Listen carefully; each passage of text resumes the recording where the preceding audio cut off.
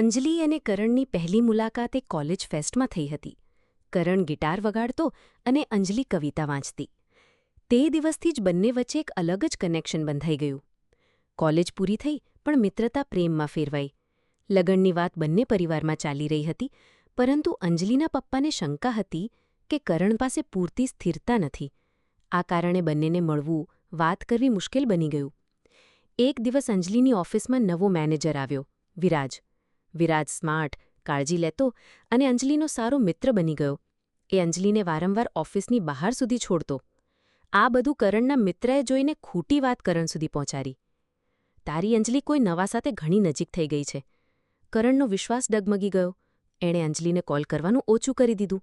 અંજલિ સમજી શકતી ન હતી કે કરણ અચાનક દૂર કેમ થઈ રહ્યો છે. એક સાંજે કરણ અચાનક અંજલિની ઓફિસ બહાર આવ્યો. એણે જોયું, વિરાજ અંજલિને સ્કૂટર સુધી છોડી રહ્યો છે અને બંને હસતા વાત કરી રહ્યા છે.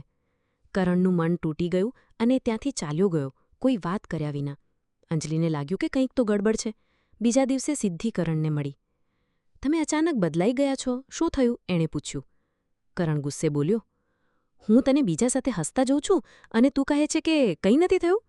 અંજલિ શાંતિથી હસીને બોલી, વિરાજ મારા કોલેજના ભાઈ જેવો છે.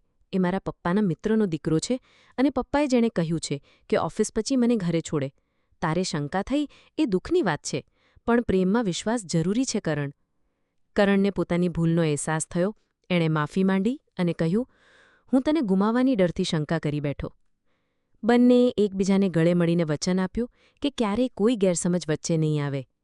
ધીમે ધીમે અંજલિના પપ્પાએ પણ કરણનો સારો સ્વભાવ જોઈને લગ્ન માટે હા કરી. પ્રેમમાં વિશ્વાસ એ જ સૌથી મોટી શક્તિ છે. અંજલિ અને કરણે એ સાબિત કરી દીધું. સ્ટોરી ગમી હોય તો લાઇક, શેર અને કોમેન્ટ કરવાનું ભૂલતા નહીં. અને હા, બીજી આવી નવી રસપ્રદ વાર્તા માટે ચેનલને સબસ્ક્રાઇબ જરૂર કરો.